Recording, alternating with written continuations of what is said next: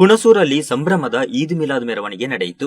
8,000ಕ್ಕೂ ಹೆಚ್ಚು ಮುಸ್ಲಿಂ ಬಾಂಧವರು ಮೆರವಣಿಗೆಯಲ್ಲಿ ಭಾಗಿಯಾಗಿ ಹುಣಸೂರು ನಗರದ ಶಬ್ಬೀರ್ ನಗರದ ಮಸೀದಿಯಿಂದ ಕೈಯಲ್ಲಿ ಹಸಿರು ಬಾವುಟ ಹಿಡಿದು ಪ್ರವಾದಿಯವರ ಸಂದೇಶ ಸಾರುವ ಬೃಹತ್ ಮೆರವಣಿಗೆ ನಡೆಯಿತು. ಮೆರವಣಿಗೆಯಲ್ಲಿ ಸಾಗಿ ಬಂದ ಯುವಕರು ಮುಖಂಡರಿಗೆ ಅಕ್ಷಯ ಭಂಡಾರ ವೃತ್ತದವರೆಗೆ ಮೆರವಣಿಗೆಯಲ್ಲಿ ಸಾಗಿ ಬಂದ ಮಾಜಿ ಶಾಸಕ ಎಚ್.ಪಿ. ಮಂಜುನಾಥ್ ಶುಭಾಶಯ ಕೋರಿದರು. ನಂತರ ಬಜಾರ್ ರಸ್ತೆ, ಜಿಎಲ್ಬಿ ರಸ್ತೆ, ಎಸ್ಜೆ ರಸ್ತೆ ಮಾರ್ಗವಾಗಿ ಸಾಗಿ ಬಂದ ಮೆರವಣಿಗೆಯು ಈದ್ಗಾ ಮೈದಾನದಲ್ಲಿ ಅಂತ್ಯಗೊಳಿಸಿದರು. ಡಿವೈಎಸ್ಪಿ ಗೋಪಾಲಕೃಷ್ಣ, ಇನ್ಸ್ಪೆಕ್ಟರ್ ಸಂತೋಷ್ ಕಾಶ್ಯಪ್ ನೇತೃತ್ವದಲ್ಲಿ ನಗರಾದ್ಯಂತ ಹುಣಸೂರು, ಪಿರಿಯಾಪಟ್ಟಣ, ಎಚ್ಡಿ ಕೋಟೆ, ಸರಗೂರು, ಬಿಳಿಕೆರೆ ಠಾಣೆಗಳಿಂದ ಆಗಮಿಸಿದ ಪೊಲೀಸರು, 100ಕ್ಕೂ ಹೆಚ್ಚು ಗೃಹ ರಕ್ಷಕರು, ಕೆಎಸ್ಆರ್ಪಿ 2 ತುಕಡಿಯಿಂದ ಬಿಗಿ ಬಂದೋಬಸ್ತ್ ಕಲ್ಪಿಸಲಾಗಿತ್ತು.